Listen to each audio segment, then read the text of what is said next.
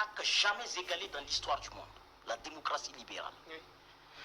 Parce qu'elle est une pompe puissante avec laquelle on aspirait tous ceux qui avaient adhéré à ce modèle, notamment les pays africains. Et avec ça, vous pouvez à chaque rendez-vous, à chaque quinquennat, vous donner rendez-vous pour choisir un président, mais toute la logistique est assurée par eux. Hein? L'OIF va fournir les cartes d'électeurs, les machines, hein? Le PNUD va fournir même les électeurs si vous voulez, le PAM envoie le couscous pour ceux qui sont dans le bureau. Bref, c'est une caricature qui fait rire, mais c'était la tragédie du réel de cette arnaque et de cette grosse escroquerie qui nous a été imposée depuis le discours de la Gaule. Okay. Aujourd'hui, nous jouons notre survie parce que nous voulons quitter de façon radicale ce modèle.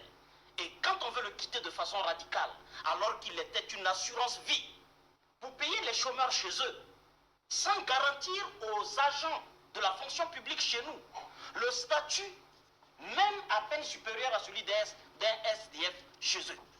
Prenez de façon comparée les rémunérations de quelqu'un qui ne travaille pas en France, en Europe, et celles de quelqu'un qui travaille sous nos cieux. Vous pensez que la migration illégale par le long des airs, la compétition avec les requins dans la mer Méditerranée et le racisme brutal et criminel qui leur est imposé, une fois arrivé, vous pensez que c'est le fruit d'une motivation au suicide? Non, c'est la précarité créée chez nous avec le souci de déverser l'ensemble de ces ressources chez eux. Et je disais, pour les gens qui organisent les trucs contre l'immigration, je dis que l'immigration prendra fin le jour où les matières premières cesseront de migrer vers les pays occidentaux. Tant qu'il y a immigration, légale ou illégale de nos ressources, alors les propriétaires doivent également suivre le chemin. Et je l'assume. Et donc c'est dire que nous sommes en train de changer la donne en disant que désormais nous voulons, par le processus d'une révolution progressiste populaire, rejeter de manière abrupte et définitive le chantage occidental, et cela coûte cher.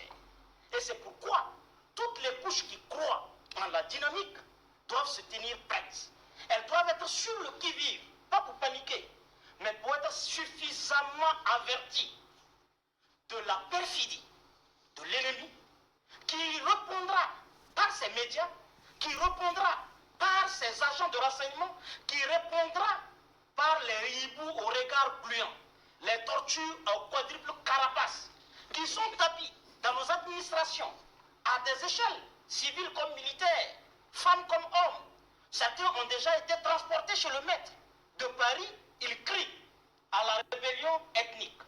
Ce sont des signaux pour dire que chacun de nous doit être le gardien, l'ange gardien de ce dispositif, peu importe son statut dans la société. Okay, merci beaucoup. Je précise que nous